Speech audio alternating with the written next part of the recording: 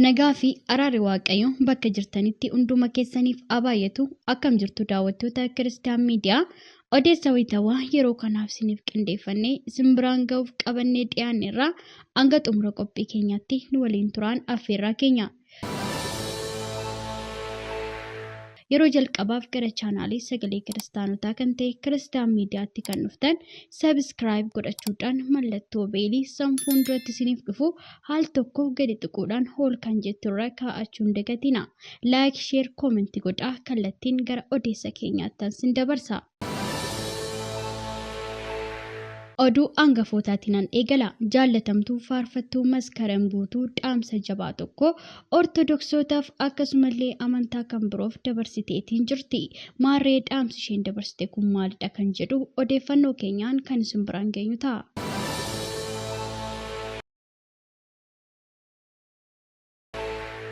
Akkasuma dabalataan ammoo maarree tibbana ergaasaa yookaan dhaamsa isaa dhimma Yesuus Kiristoos irratti xiyyeeffatee dabarsaa kan turee fi mata duree haasaa guddaa ta'ee kan ture gaazexeessaa Indaalkaachoo Zannabe icciitiin isin dhokse tokko ni jira. Dhugaasaa isinitti himuuf yoo ta'e waa'ee Yesuus Kiristoos kanan odeessuuf naaf kanfalameetii jechuudhaan icciitii hin eeggamne tokko baasee dubbatee jira. Maarree gaazexeessaa Indaalkaachoo Zannabeetiif namni dhuunfaan kanfalee kun eenyudha? Sababii guddaan gara gocha kanaatti galeefis maalidha kan jedhu bal'inaan kan isin biraan geenyu ta'a. Odeessa keenya kan biraatiin ammoo hundeessaa fi abbaa mul'ataa waldaa ifa fayyinaa kan ta'e ergamaa Geetahuun Immiruu odeeffannoo haaraa tokko nu qaqqabsiiseetiin jira. Odeeffannichi maalidha kan jedhu bal'inaan kan isin biraan geenyu ta'a. Kanneenii fi odeeffannoo kan biroollee qabanneetiin jira. Hanga xumura qophii keenyaatti nu waliin tura. Odeessa keenya jalqabaatiin sooshaal miidiyaalee garaagaraa irratti daa'imni mata duree haasaa guddaa taate tokko ni jirti. Egaa daa'imti kun gama foddaa televezyiinii EBS'tiin dhiyaattee seenaa ishee kan dubbatte yoo taatu baay'ooleenis dhaggeeffataniitiin jiru. Maarree daa'imni kun ganaa umurii ishee kichuu kanaan obboleessa ishee fi obboleettii ishee akkasumas dhukkubsattuu kan taate adaadaa ishee kadhattee kan bulchituu fi qarshii kadhattee argattuunis obboleettii fi obboleessa ishee nyaataa fi waan dhugamuu akka guutuuf dubbatteetiin jirti.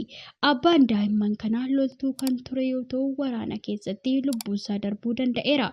Akkasumallee harmeen ishee lubbuu ishee du'aan addunyaa kanarraa darbuu danda'eetiin jira. Yeroo ammaa kana isaa waliin kan jirtu adaadaa ishee yoo taatu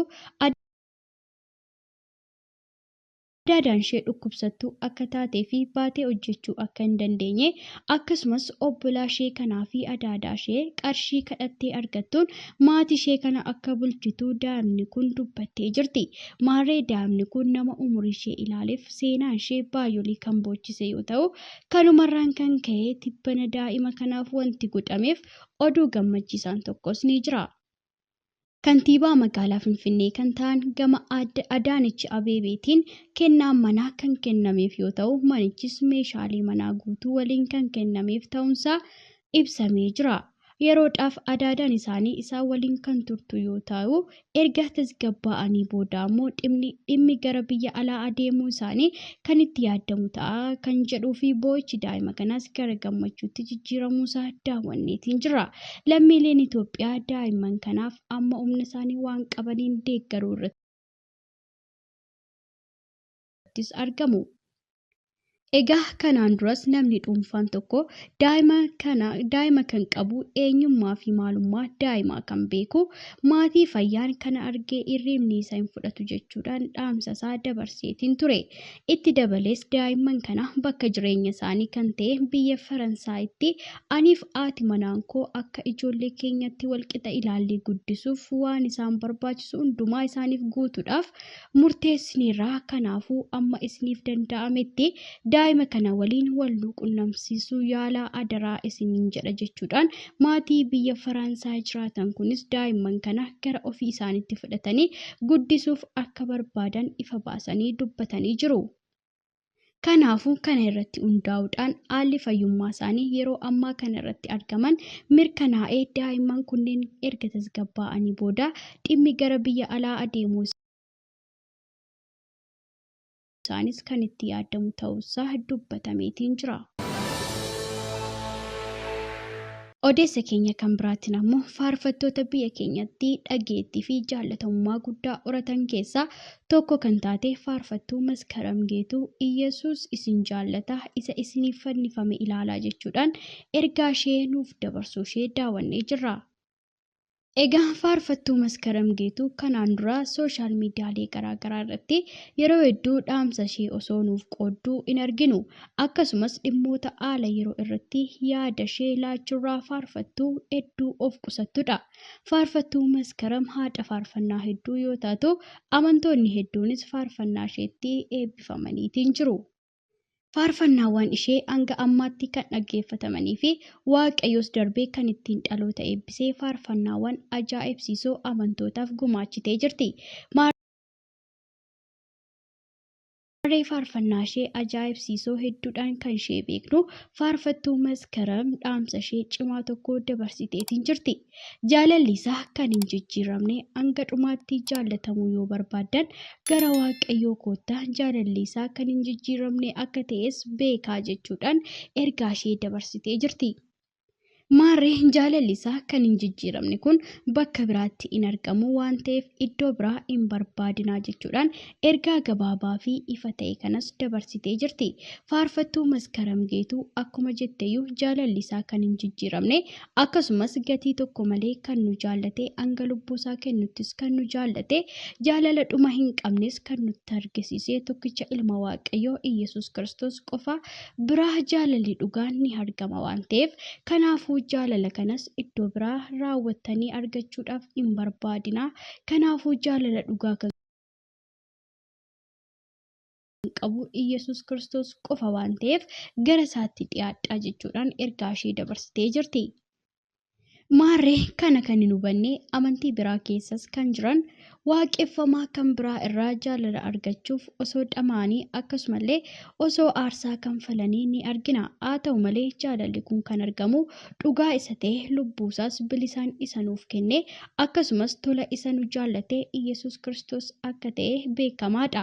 Kanarraa ka'uudhaan egaa faarfattuu Maskaram Geetuu jaalala isa dhugaa ta'een dhuma kan hin qabneenis jaallatamuu yoo barbaaddan gara Iyesuus Kiristoositti koottaa. Jaalalli isaa kan hin jijjiiramne kun bakka biraatti hin argamuuti, bakka biraas hin barbaadinaa. Gara waaqayyoo gara Iyesuus Kiristoositti dhiyaadhaa jechuudhaan faarfattuu Maskaram Geetuu dhaamsa ishee nuuf qooddee jirti. Nutis dhaamsuma wal fakkaatuun jaalala kana bakka biraan barbaadinaa. Gara jaalala dhugaa isa qabu Iyesuus Kiristoositti deebi'a. Karaa isa sirrii gooftaa Iyesuus Kiristoos irra bu'aa koottaa jechaa dhaamsa keenya dabarsuu jaallanna. Odeessa keenya kan biraatiin ammoo tibbana dhaamsa isaa yookaan ergaa isaa dhimma Iyesuus Kiristoos irratti xiyyeeffateen mata duree haasaa guddaa kan ta'e gaazexeessaa Indaalkaachoo Zannabee icciitiin isin dhokse tokko ni jira, isas isinittan himaa, waa'ee Iyesuus Kiristoos kanan haasa'uuf naaf kanfalameeti jechuudhaan icciitii guddaa hin eegamne tokkos baasee jira. Marree namni dhuunfaan Indaalkaachoo kanfaleef kun eenyudha kan jedhuu fi akkamiin gara gocha kanaatti seenuu akka danda'ee fi sababni inni seeneefoo maalidha kan jedhu dhimma baay'ee haasofsiise ta'uu isaa daawwannee jirra. Egaa gaazexeessaa Indaalkaachoo haasaa isaa adda kan isa beeknu yoo ta'u amantaan isaa ortodoksii ta'us yeroo hedduu sooshaal miidiyaalee garaagaraa fayyadamuudhaan waa'ee Iyesuus Kiristoos ifa godhee osoo dubbatu daawwanneetiin jira. Kana irraan kan ka'es gama geggeessitoota amantaa ortodoksiitiin farra Maariyaam moggaasni jedhamus kan kennameef yoo ta'u dabalataanis fannoo mormatti baattee jirtu ofirraa kutiitii gara warra pheenxotaatti dabalamii kan jedhaniinis hedduudha. Walumaa galatti qeeqa hedduu keessummeessuu irratti kan argamu yoo ta'u haa ta'u malee gaazexeessaa Indaalkaachoo Zannabee raawwatee fannoo morma isaa irra jiru akka hin kunnee fi ammas manuma amantaa ortodoksii Itoophiyaa keessa akka jiru rakkoowwan itti dhufaa jiranis achuma keessa taa'uudhaan qolachaa akka jirus ibsee jira. Marree haasaa tibbana taasiseen ammoo icciitii guddaan isin dhokse tokko ni jira, isas dhugummaasaa isinittan himaa. waa'ee Iyyasuus Kiristoos kanan haasa'uuf naaf kanfalameetii jechuudhaan haasaa baay'ee ajaa'ibsiise kana dubbateetiin jira. Maarree haasaa tibbana waa'ee Iyyasuus Kiristoos wal qabatee irratti haasa'een naaf kanfalameetii kan jedhe kanfaltiin isaas miliyoonaan kan hin lakkaa'amne gatii mi'aadhaan naaf kanfalame gatiin koos du'a isaatiin naaf kanfalame waan ta'eef hin callisu sababiin hin callifneefis Iyyasuus du'a isaatiin gatii koo waan naaf kanfaleefidha jechuudhaan gaazexeessaa Indaalkaachoo Zannabee haasaa ajaa'ibsiisaa kana taasisuu isaa hedduun keenya daawwannee jirra. Egaa Iyyasuus Kiristoos gatii isaa miliyoonatti kan hin hiikamne akkasumallee haalaan kan hin jijjiiramne yookiin jijjiiruu kan hin dandeenye gatii mi'aa ta'een dhiiga isaa kanfalee akka isa bitatee ibsuudhaan gatii koo du'a isaatiin naaf kanfaleera. Kanaafuu waa'ee Iyyasuus Kiristoos hin callisuu nan dubbadha jechuudhaan dhaamsa guddaa kana sooshaal miidiyaalee garaagaraa irratti nuuf qoodee jira. Maarree hunduma keenyayyuu akkasumallee hunduma keenyaafuu gatii nuuf kanfalame salphaa miti waan ta'eef waa'ee Iyyasuus Kiristoos dubbachuuf dhugaa ba'uuf dhugaasaas dubbachuuf raawwatee bifa nama hin saalfachiifneen waa'ee waaqa isa gatii nuuf kanfale yookiin nuuf baasee nu fayyise kana hin callisnu haa dubbannuun dhaamsa keenya. Odeessa keenya kan biraatiin ammoo tajaajiltoota Waaqayyoo bara kana dibee nuuf kaase keessaa tokko kan ta'ee fi Waaqayyoo humna fayyisuu isaatiin darbee irraan hojjechaa kan jiru hundeessaa fi abbaa mul'ataa waldaa ifa fayyinaa kan ta'e ergamaa Geetahuun Immiruu gama tajaajila isaatiin hawaasa biratti fudhatamaa fi jaalatamummaa guddaa kan horate yoo ta'u, maarree ammas oduu gammachiisaa tokko qabatee dhufaa akka jiru ibseetiin jira. Egaa ergamaa Geetahuun Immiruu baay'ooliin keenya kan beeknu gama hojii fayyisuu Waaqayyoon darbee karaa isaa hojjetuu fi yeroowwan hedduuttis gaaratti ol ba'uudhaan kadhannaa soomaaf sagadaatiin Waaqayyoo fuulduratti waa'ee biyyattiif akkasumallee waa'ee dhalootaaf turuu isaatiin yeroo baay'ee kan isa beeknudha.